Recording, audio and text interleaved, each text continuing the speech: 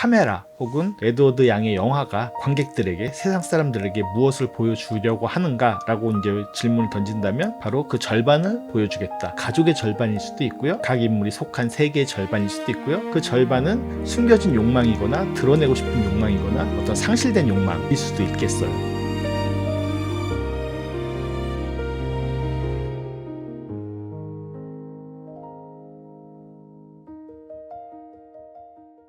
오늘 튜브 탐구는 에드워드 양의 하나 그리고 둘에 대해서 좀 더 깊이 있는 생각을 나누는 시간을 좀 준비해 봤습니다. 화면에서 이제 제 얼굴이 안 보이시죠? 여러 가지 고민을 했던 것들 중에 하나인데요. 첫 번째는 굳이 제 얼굴이 나와야 될까? 라는 부분들도 있고요. 얼굴 촬영을 같이 준비하기 위해서는 아무래도 이제 장소의 섭외도 좀 필요하고요. 그것도 비용도 필요하고요. 여러 가지 것들이 이제 들어가긴 합니다. 시간도 같이 또 조율을 여러 사람이 해야 되기는 과정도 필요하고요.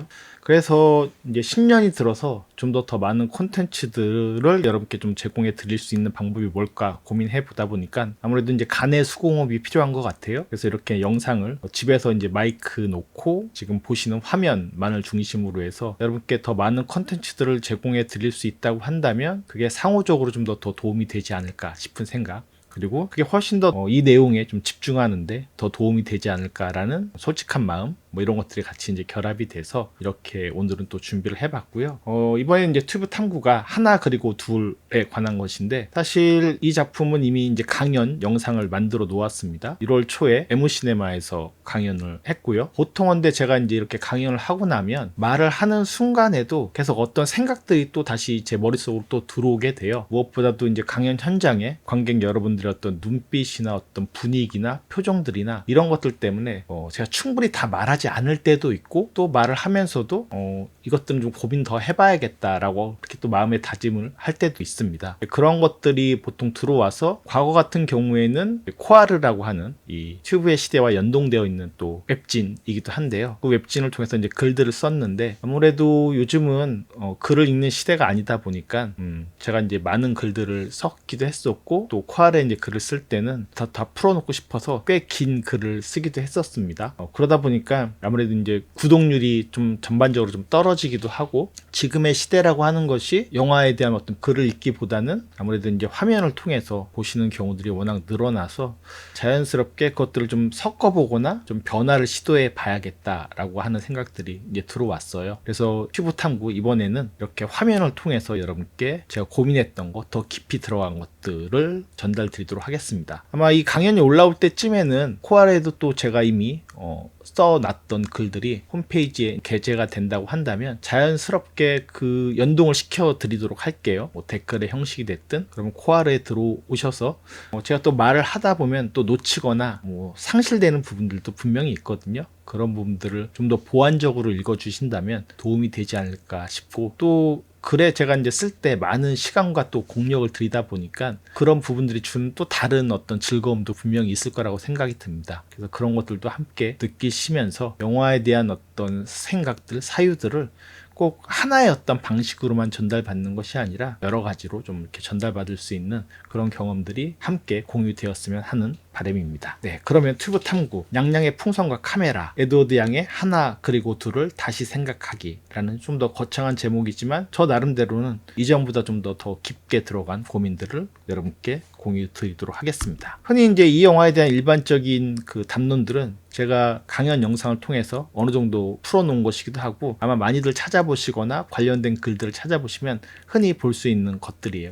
크게 그 세 가지가 있는데, 하나는 이제 보이지 않는 절반. 그래서 어린 양양이 아버지 NJ와 대화를 나누면서 보지 못하는 것들을 어떻게 봐야 되죠? 라고 했을 때 아버지가 카메라에 대한 얘기를 하게 되고, 그때부터 양양이 카메라를 들고 다니게 되는 과정들이 나타나게 되죠. 어떻게 보면 사람의 앞모습을 볼 수 있지만 뒷모습을 보지 못한다 라는 어떤 절반에 대한 시선 포착에 대한 얘기들이 사실 하나 그리고 둘을 둘러싸고 있는 가장 많은 일반적인 담론을 형성하고 있다라고 할 수 있을 것 같아요. 그리고 장면적으로는 교차하는 삶이죠. 아버지 NJ가 쉘이라고 불리는 과거에 그 자기의 첫사랑과 만나게 되면서, 우연히 영화의 시작 장면이 결혼식장 장면에서 만나게 되면서 도쿄에서 다시금 재회하는 어떤 밀회의 장면들이 이어지게 되는데, 또 이 장면이 딸 팅팅이 첫사랑을 경험하는 거죠. 사실은 그 옆집 이웃에 사는 그 여학생의 남친, 전 남친, 남친 약간 애매한데요.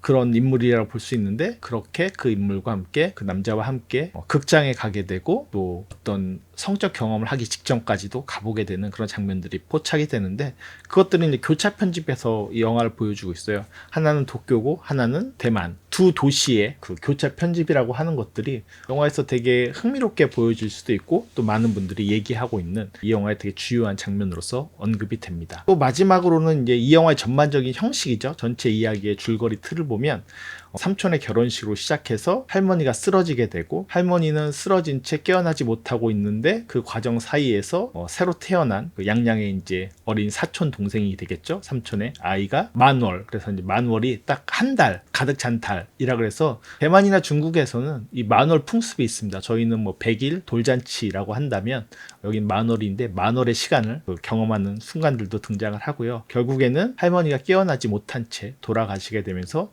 장례식으로 끝나는 그런 영화적 구조를 가지고 있습니다. 그 가운데 영화 처음에는 가족들이 다 모여서 결혼식을 시작을 했습니다만 영화의 끝에서는 장례식에 결국 뿔뿔이 흩어졌던 가족들이 다 모이게 되는 어떤 서사적 구조를 가지고 있다는 것들이 일반적으로 이 영화에 대해서 많이 얘기되는 어떤 비평이 됐든 뭐 해석이 됐든 혹은 논의가 됐든 그런 관점들이다 라고 볼 수 있는데 가장 많은 게 이제 지금 보시는 화면에 있는 것처럼 보이지 않는 절반에 관한 것이죠. 양양이 그렇게 얘기해요. 아빠가 보는 걸 난 못 보고 난 보는데 아빠 못 봐요. 둘 다 보려면 어떻게 해야죠? 이렇게 물어보니까 NJ가 아버지가 그래서 카메라가 필요한 거란다. 근데 카메라를 갖고 뭐 하게? 그랬더니 또 양양이 앞만 보고 뒤를 못 보니까 그것을 해보겠다라는 어떤 대화들을 나누게 됩니다. 워낙 뭐 영화에 대한 영화처럼 보여지는 대사이기도 하고요. 카메라 혹은 에드워드 양의 영화가 관객들에게 세상 사람들에게 무엇을 보여주려고 하는가라고 이제 질문을 던진다면 바로 그 절반을 보여주겠다. 가족의 절반일 수도 있고요. 각 인물이 속한 세계의 절반일 수도 있고요. 그 절반은 숨겨진 욕망이거나 드러내고 싶은 욕망이거나 어떤 상실된 욕망일 수도 있겠어요. 그런 것들을 이제 많이들 해석을 해서 보여주는데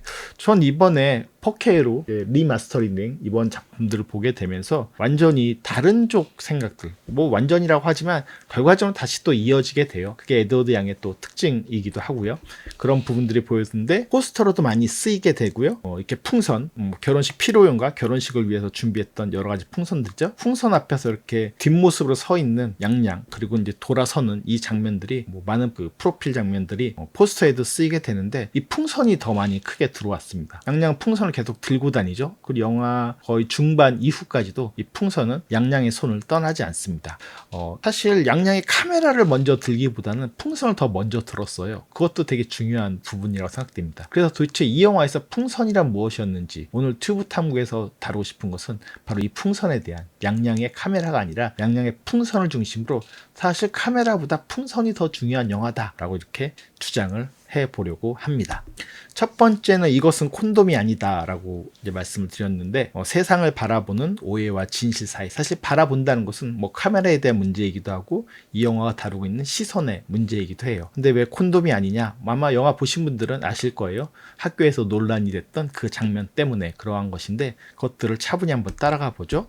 첫 번째 풍선을 사용하는 양양의 장면은 뭐냐면 결혼식장에서 그 사촌 소녀들이겠죠. 계속 양양의 그 사진을 찍을 때도 물론 사진을 찍으니까 그때 카메라가 먼저 등장한다라고도 말씀하실 수가 있어요. 사실 풍선은 그 이전부터 이제 먼저 등장을 합니다. 소녀들이 자꾸 이제 놀려대는 그런 장면들이 있어요. 뒤를 이렇게 툭툭 치고 그리고 또 계단에서도 또 양양을 괴롭히는 그런 장면들이 계속 등장을 하는데 양양 그것 때문에 좀 약간 슬퍼하거나 약간 좌절하는 그런 모습들을 보여주게 돼요. 근데 아버지랑 같이 이렇게 앉아있다가 다른 아저씨들의 담뱃불에 의해서 풍선이 터지는 것에 힌트를 얻어서 양양은 풍선을 속녀들에 다가서 풍선을 터뜨려서 깜짝 놀라게 하는 장면이 이어지게 됩니다. 풍선을 사용하는 거예요. 사실 풍선을 본격적으로 사용한다라는 것이 중요하고 이 사물의 사용이 사실은 카메라의 사용보다 훨씬 더 먼저 등장을 해서 양양의 세계를 지배하고 있다라고 얘기할 수 있습니다. 그래서 첫 번째 복수의 사용으로 이 풍선을 쓰게 된다. 지금 이것이 이제 보여지는 장면이에요. 왼쪽에서도 여자들끼리 놀 거야 라면서 이제 양양을 따돌리는 장면이 있고요. 결국 양양이 풍선을 들고 와서 저렇게 뻥 터뜨리고 도망을 칩니다. 그러자 소녀들이 엄마의 품속으로 달려드는 장면이 이어지게 되죠. 이게 영화 초반부의 풍선의 활용을 보여주는 장면들이었습니다.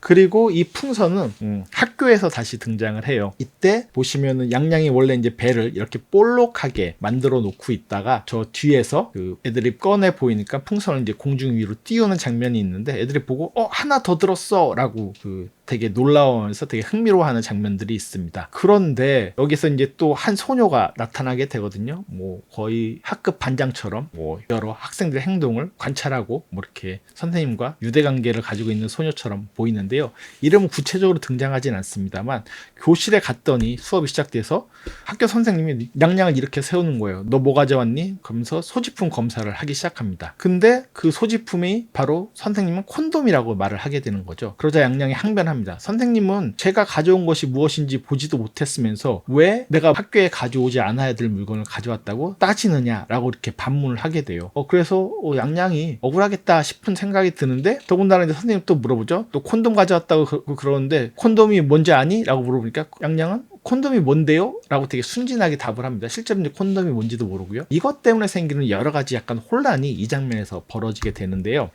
이렇게 제가 이제 화면의 일부를 캡처해가지고 좀 더 크게 확대해서 가져왔습니다.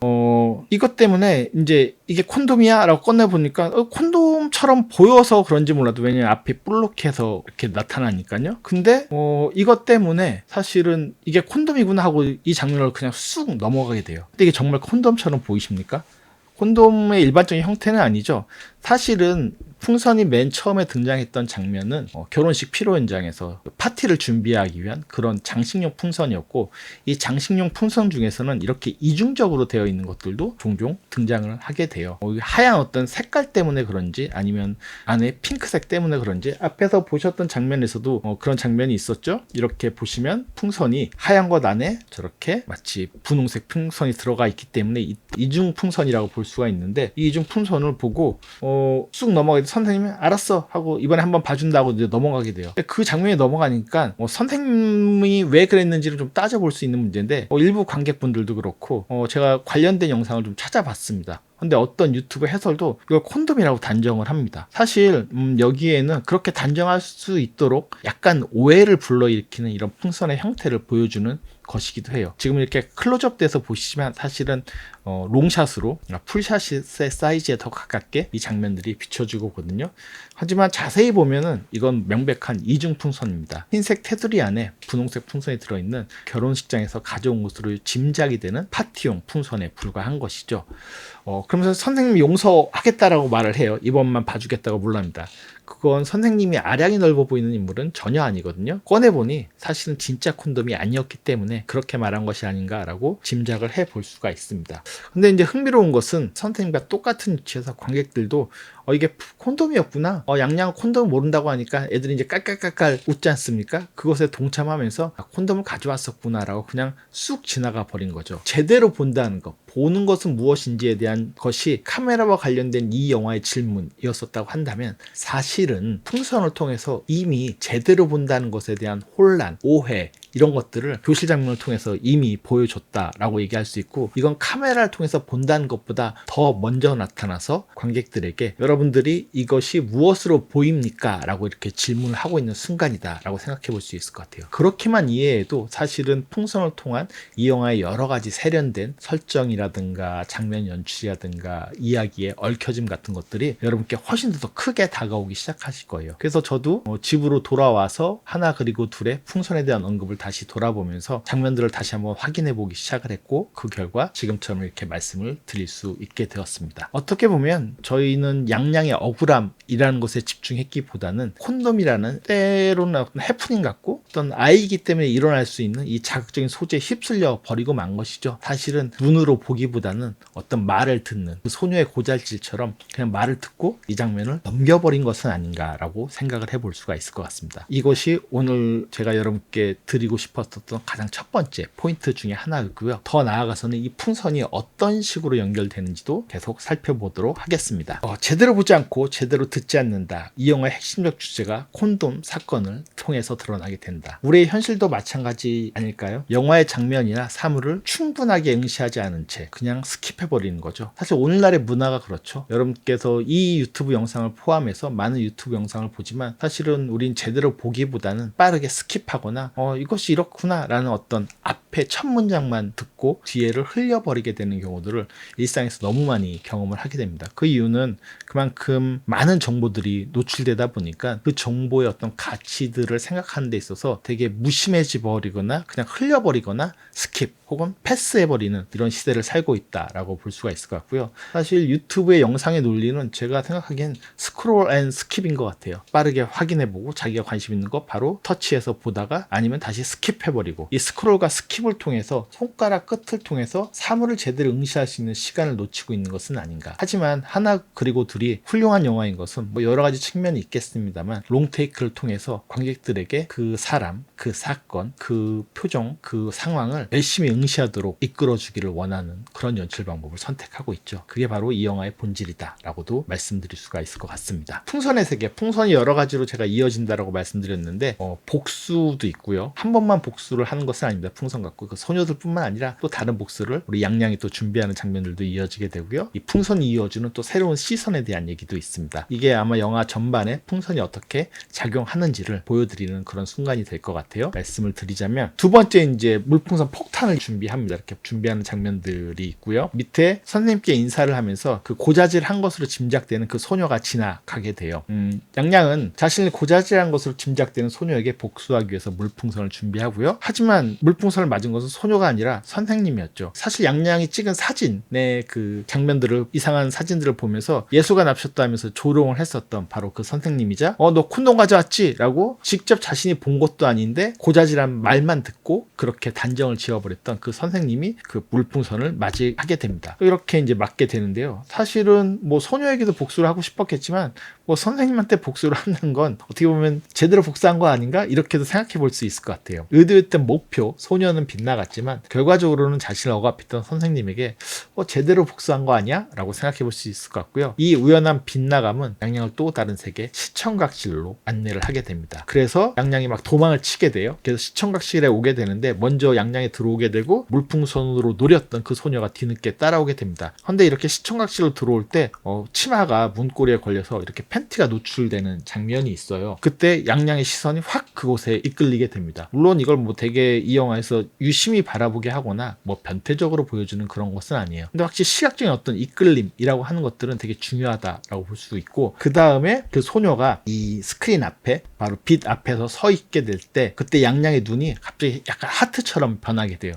풍선 중에도 하트 풍선이 있었죠. 사실은 결혼식장에서 그런 것처럼 변하게 되면서 이 소녀에게 매혹되는 순간을 이 장면에서 연출합니다. 아마 영화 전체를 통해서 여러 가지 시선의 의미들이 등장을 하지만 저는 이 장면이야말로 가장 아름다운 장면 중에 하나이자 이 소년의 마음에 어떤 다른 상태, 다른 어떤 시선들이 확연하게 들어오는 순간이다라고도 말씀을 드릴 수가 있을 것 같습니다. 그래서 사실 그 양양 카메라를 들고 열심히 찍었지만 이때부터 카메라를 더 이상 들고 다니지 않는 그런 순간으로 이어지게 된다. 왜? 자신이 직접 눈으로 어떤 매혹되는 것을 보았기 때문이다라고도 이해해 볼 수 있어요. 그래서 내면으로서의 시선, 사랑 혹은 욕망의 시선, 선생님을 피해 숨어둔 곳에 양양은 소녀를 바라보게 됩니다. 스크린에 천둥번개, 뭐 자연과학 다큐멘터리처럼 보여요. 그런 것처럼 소녀를 바라보는 양양의 마음에도 천둥이 치게 되는 것이죠. 그래서 그 후에 양양의 행동들을 보시게 되면 이렇게 그 소녀가 있는 곳으로 짐작되는 또 수영장에 가서 저 옷을 또 유심히 바라본다.